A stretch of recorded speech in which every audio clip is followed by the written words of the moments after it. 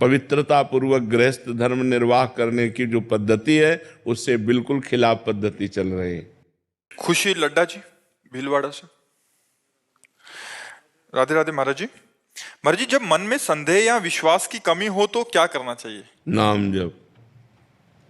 नाम जप से बुद्धि पवित्र होती है, पवित्र बुद्धि से संशय का नाश होता है, पवित्र बुद्धि में ही विश्वास जागृत होता है। तो हमें परम पवित्र मंगलमय भगवान का नाम निरंतर अपनी जिह्वा से लेने का अभ्यास करना चाहिए, जिससे हमारी बुद्धि विवेकवती हो जाए। बुद्धि तो सबके पास है पर विवेक नहीं है। होए विवेक तो मोह भ्रम भागा। अगर विवेक हो जाए तो सब संशय नष्ट हो जाएगा, सब अविश्वास नष्ट हो जाएगा, परम विश्वास दृढ़ निश्चय जागृत हो जाएगा। इसलिए नाम जप करो। किसका प्रश्न है? हाँ, नाम जप करो। नाम जप करने से संशय और अविश्वास इसका नाश हो जाएगा, निश्चय और विश्वास जागृत हो जाएगा। जी। डॉक्टर विष्णु सक्सेना जी। जी। राधे राधे महाराज जी। महाराज जी, आप कह रहे हैं कि आप जीवन भर देश विदेश में प्रेमी प्रेमिका नायक नायिका के भौतिक प्रेम पर ही कविताएं लिखकर आप अंतर्राष्ट्रीय कवि हैं, श्रृंगार रस के, कह रहे हैं। महाराज जी, मुझ अधम को कोई ऐसा उपाय बताएं कि भौतिक प्रेम आध्यात्मिक प्रेम में बदल जाए और मेरी इससे कविताओं कोई लाभ तो मिलेगा नहीं। भले तालियां मिल जाएं, संसार के चार लोग तुम्हारी वाहवाही कर दें, लेकिन इससे सत्य वस्तु तो मिलेगी नहीं। ये विलासिता के गान करने से चार लोग संसारिक वाह वाह कह सकते हैं या हर्षित हो सकते हैं, लेकिन न तुम्हें मन की शांति मिलेगी न औरों के मन की शांति मिलेगी। यदि प्रभु के चरित्र गाओ तो तव कथामृतम तप्त जीवनम कविभिरीडितम कल्मषापहम श्रवण मंगलम श्री मुदाततम भूय गृणन्ति ते भूरिदा जना। वो बड़े महामहिमा में दानी माने जाते हैं जो दूसरों को भगवान की चर्चा सुनाते हैं। कल्मषापहम, भगवान के पावन चरित्र सुनते ही हृदय निष्पाप होने लगता है, जीव को मंगल की प्राप्ति होती है, आनंद की प्राप्ति होती है। तो हमें लगता है कि सबसे बड़े नायक भगवान हैं और सबसे बड़ी नायिका उनकी प्रिया जी हैं। अगर उनके परलोक लोक सब बन जाएगा और जो सुनेगा उसका भी मंगल हो जाएगा। तो अब सुधार कर लो, नाम जप करो और भगवान के सिया राम राधे श्याम शिव पार्वती इनके पावन चरित्रों का गायन करो, जिससे तुम्हारी वाणी पवित्र हो जाए, लोगों के कान पवित्र हो जाएं और जीवन दोनों का मंगलमय हो जाए, कथन करने वाले का और श्रवण करने वाले का। ये पांच भौतिक शरीरों की सुंदरता क्या, जो क्षण में नष्ट हो जाए उसका क्या गान करना। ये मलमूत्र का भांड शरीर, इसका क्या गान करना। गान करना तो चिदानंद भगवान का गान करे, जिससे हमारा जवान और कान दोनों मंगलमय हो जाए, दोनों पवित्र हो जाए ना। अब नाम जप करो और भगवान का चरित्र गाओ तो जीवन पवित्र हो जाए। नहीं क्या, चार पैसे मिल जाएंगे, लोग तालियां बजा देंगे बस, और क्या है। मरोगे तो न तालियां साथ जाएंगी, न पैसे साथ जाएंगे, न नायक नायिका साथ जाएगी, भगवान का चिंतन जाएगा, भगवान का भजन साथ जाएगा। तो हमें लगता है कि रुपया ही सब कुछ नहीं है। भगवान के सहारे हो जाओ और भगवान का यश गाओ तो लोग परलोक सब। थोड़ा कभी बीच में किसी भक्त का पावन चरित्र गा दिया या किसी का तो चलेगा, लेकिन प्रारंभ और अंत ये भगवान से हो तो बीच वाला सब भगवान ही माना जाएगा, क्योंकि हर स्त्री पुरुष के रूप में भगवान ही विराजमान है। हमारी बात समझ रहे हो? अगर अपने प्रोग्राम का प्रारंभ करो भगवान से और अंत करो भगवान में और बीच में नायक नायिका का कर दो तो भी चलेगा। नहीं, प्रारंभ भगवान से करता हूँ। हाँ, क्योंकि भगवान के बिना जीव खुलना ठीक नहीं है। भगवान से प्रारंभ करो और अंत भी भगवान में करो और बीच का रहने दो, जो आप गान करते हो और उसे भी भगवान को समर्पित कर दो कि जो हमें सेवा दी है वो मैं कर रहा हूं, तो वही भजन बन जाएगा आपका। ठीक है। रोहन जी बिहार। राधे राधे महाराज। महाराज जी, आपके चरणों में कोटि कोटि दंडवत प्रणाम। गुरुदेव, अब मुझे राधा नाम जपना बहुत प्रिय लगने लग गया है। गुरुदेव, लगभग 1.5 वर्ष से मांस, मदिरा, जुआ, व्यभिचार, गर्लफ्रेंड, गंदे बच्चों का संग, नशा, हस्तमैथुन आदि सभी कलयुगी दोष का त्याग कर दिया है। आपकी कृपा से सब छूट गया है महाराज जी। गुरुदेव, अब मुझे ब्रह्मा जी का पद नहीं चाहिए, देवराज इंद्र का पद नहीं चाहिए, मृत्युलोक का सम्राट नहीं बनना, मोक्ष नहीं चाहिए, योग सिद्धियां नहीं चाहिए, श्री जी भी नहीं चाहिए। महाराज जी मुझे राधा नाम अखंड जपने का एक कृपा हो जाए। हाँ, अभी तो सुन के कह रहे हो 500 रुपया में ललचा जाओगे। इतने बड़े त्याग की बात। रास्ते में 500 का नोट पड़ा हो तो कदम नहीं आगे बढ़ाओगे, क्यों? इतनी कृपा कर दीजिए ना। नहीं, ये तो सुन के आप बोले कि अगर रास्ते में अकेले जा रहे हो 500 का नोट पड़ा हो तो कदम नहीं बढ़ेंगे आगे। ये स्थिति जो है, जो आप जो बोले, ये भगवत प्राप्त महापुरुष की स्थिति होती है, जो भगवान सच्चिदानंद में चित्त को डुबो दिया है। अवसे न पारमेष्ठम न महेंद्र धिष्णम न सार्वभौमम न रसाधिपत्यम न योग सिद्धिर अपनर्भवम वाह। उसे ये सब नहीं चाहिए, न ब्रह्मा का पद चाहिए न देवराज इंद्र का पद। क्यों? क्योंकि वो ब्रह्मा को भी दुर्लभ जो भगवदानंद है वो उसे प्राप्त हो गया है। अच्छा रसगुल्ला और सब भोजन हो तो भगवान को भूल जाएंगे। वहां कह रहे ब्रह्मा का पद नहीं चाहिए, योग की सिद्धि नहीं चाहिए, देवराज इंद्र का पद। बड़े बड़े ऋषि मुनियों के मन में क्षोभ पैदा कर दे तो अभी क्या है, सुन सुना के बोल रहे सुन सुना के बोल रहे। अभी माया का प्रभाव तो देखा नहीं है, पर बच्चे ऊपर बहुत अच्छी मांग है तुम्हारी, बहुत अच्छी मांग है। स्वरूप तो महाराज जी से अलग है। स्वरूप भी अलग है। हमने बहुत अच्छा है, बहुत बुद्धि काम कर रही तुम्हारी। नाम जप करते रहो, ठीक है? हाँ, खूब नाम जप करते रहो, बहुत बढ़िया है, बहुत बढ़िया जी। प्रदीप त्रिपाठी जी। राधे राधे महाराज। राधे राधे महाराज जी। महाराज जी आप एक उत्तरकांड की एक वर्णन कर रहे हैं, नहीं अनीति नहीं कछु प्रभुताई सुनहु करहूं जो तुम्हीं सोहाई। महाराज जी जब हम परम पिता परमात्मा के ही अंश हैं तो वे हमें सीधा मार्गदर्शन देकर भगवत प्राप्ति की ओर अग्रसर क्यों नहीं कर देते? महाराज जी वे हमें ऐसे विकल्प ही क्यों देते हैं कि जिससे हम इन तुच्छ भोगों में फंस जाएं? दिया तो सीधा ही मार्ग है, भगवान ने विकल्प तो दिया नहीं, सीधा मार्ग दिया है। ममई वांशु, भगवान करे तू मेरा अंश है।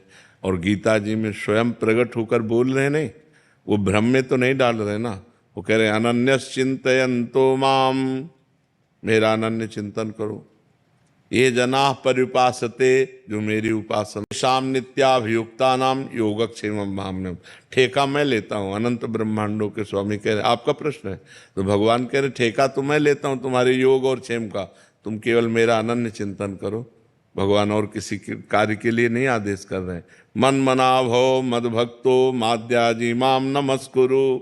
मेरे मन वाला बन, मेरा भक्त बन, मेरे को नमस्कार कर, मेरा चिंतन कर, तेरा मैं देख लूंगा, तू मेरा चिंतन कर।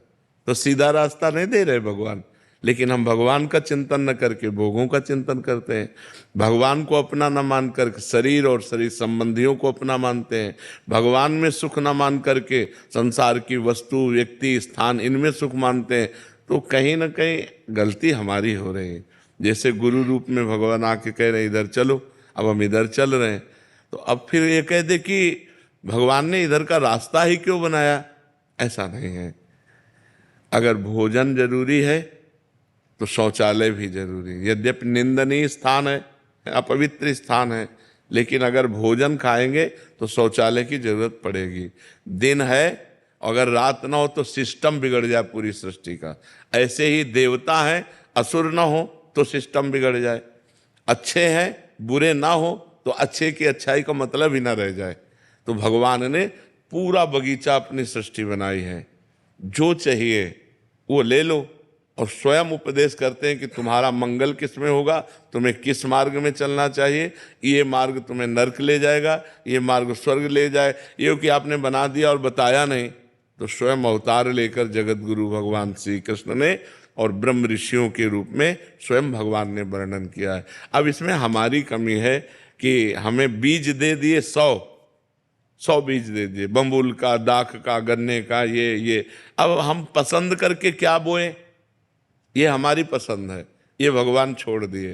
तो अब ऐसे हमें भारत भूमि में जन्म दिया, मनुष्य शरीर दिया, बुद्धि दिया, मन दिया और मार्ग दिए बहुत, ज्ञान का मार्ग, भक्ति का मार्ग, पाप का मार्ग, छल कपट का मार्ग, ये सब मार्ग और बता रहे हैं कि ये मार्ग चलो तो ये मिलेगा और ये मार्ग चलो तो ये मिलेगा। अब हम उधर जा रहे हैं तो उधर भोगना पड़ेगा, इधर जा रहे हैं तो आनंद भोगना पड़ेगा।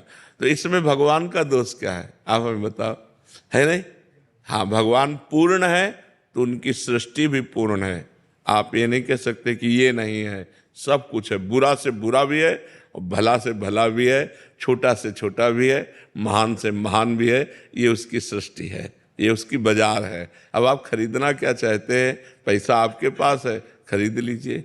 श्वास रूपी संपत्ति है, बुद्धि रूपी आपको गाइड करने वाला है, और भगवान आपको आपकी बुद्धि को कहाँ ले जाना चाहिए ये भी बता रहे हैं। अब अपने को चल देना चाहिए। देखो, भगवान की कृपा से आप साधु समागम में आए, भगवान की तरफ से कोई कमी है क्या कृपा की?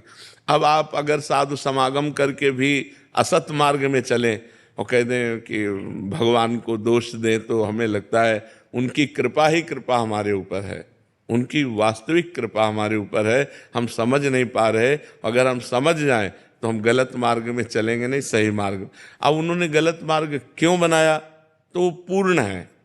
पूर्ण तभी होता है जब सब कुछ हो। पूर्णता तभी मानी जाती है जब सब कुछ हो। तो हमारी भगवान की सृष्टि में सब कुछ है। कुछ आपने क्रूर से क्रूर, निर्दयी से निर्दयी, दयावान से दयावान, अब सब कुछ भरा पड़ा हुआ है।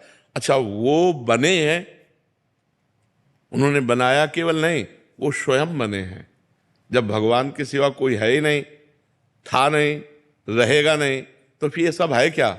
वही बने हुए हैं। और यही जो जान गया, बहुनाम जन्मनावंते ज्ञानवान माम प्रपद्यते वासुदेवा सर्वमित सा महात्मा सुदुर्लभा। सब कुछ भगवान बने हैं, ये जान गए तो उत्तम महात्मा हो गए, आप उत्तम गति को प्राप्त हो गए। तो हमको अच्छी गति, अच्छे मार्ग में चलना है। भगवान ने जो बुरे मार्ग बनाए वो पूर्ण है, वो पूर्ण परमात्मा है, इसलिए उन्होंने पूर्ण सृष्टि रची है, सब कुछ रचा है। देखो, यहाँ भोजन पाते हैं और यही मलाशय है, यही मूत्राशय है, सब कुछ बना है। अब कह दे मलाशय मूत्राशय न हो तो फिर कैसे भोजन का व्यवस्था होती? भोजन का पाचन तंत्र काम करके मलाशय मूत्राशय कैसे? तो सब कुछ होना चाहिए। तो अब मलमूत्र एकदम घृणित चीज है, लेकिन बनता कहाँ से है? यहीं से तो पाते हैं। तो ऐसे ही भगवान ने, जैसे हमारे शरीर में सब कुछ है, सब कुछ है, गंदगी से गंदगी, सब चीज, सब अंदर सब भरा हुआ है, लेकिन ऊपर से कितना चिकना चुपड़ा कर दिया कि हम देखकर प्रभावित हो जाते हैं और रूप देखकर लुभायमान हो जाते हैं। ऐसे भगवान ने सब कुछ पूरी सृष्टि में रचा है। तो हमको क्या चाहिए, हमको कौन से मार्ग में चलना चाहिए, ये भी प्रकट होकर बता दिया। तो अब हमारी गलती है कि हम सही मार्ग न चलकर गलत मार्ग में चलते हैं। भगवान को इसमें दोष न दे, क्योंकि वो पूर्ण है। घर पूर्ण तभी माना जाएगा जब रसोई भी हो और लेटरिन बाथरूम भी हो, तभी माना जाएगा कि ये घर पूर्ण है। ऐसे संपूर्ण सृष्टि को भगवान ने पूर्ण रचा है। जी। देवना वैष्णव जी। राधे राधे महाराज जी। महाराज जी, आपके बताए अनुसार मैं लाडली जी से बोलती हूँ कि मैं जैसी भी हूँ आपकी हूँ, आपके आश्रय में हूँ, आपके भरोसे में हूँ। परंतु महाराज जी, ये आश्रय कैसे होता है, ये ठसक भाव कैसे होता है? शिष्टामृत भुक्तवैव चरितम श्रणवस तवे स्मरण। आपका उच्छिष्ट पाऊं तो हमारी जो शरणागति पुष्ट होगी तो बिना भोग लगाए ठाकुर जी को पावे ना। उच्छिष्टामृत भुक्तवैव, और आपके चरित्र कानों से सुनूं और आपका स्मरण करूं, और हमारे चरण जब चले तो ऐसी भावनाओं कि मैं आपकी प्रदक्षिणा कर रही हूं, आपके ही जनों का संग हो, इसी से शरणागति हो जाएगी।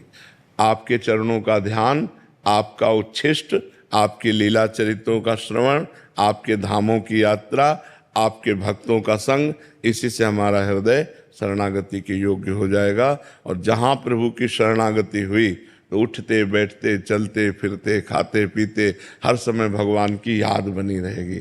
भगवान का स्मरण होना हर समय, यही साधना है। सबसे बड़ी साधना भगवत प्राप्ति की है कि उठते बैठते चलते फिरते हर समय राधा राधा राधा राधा स्मृति बनी रहे। अगर स्मृति नहीं है तो फिर ठीक नहीं है, स्मृति बनी रहना चाहिए। क्या भाव है आपका? महाराज जी, आश्रय कैसे होता है, ये ठसक का भाव हाँ, कैसे होता है? यही इसी से आश्रय। गले कैसे पड़ा जाता है? गले कैसे पकड़? यही इसी से प्रभु की जूठन पाना, प्रभु का चरणामृत पीना, प्रभु की लीला कथा सुनना, प्रभु के भक्तों का संग करना, प्रभु के धाम तीर्थों की यात्रा करना और प्रभु के प्रति भाव रखकर सबको प्रभु में देखना। बस प्रभु ही प्रभु है तो आश्रय हमारा पुष्ट हो जाएगा।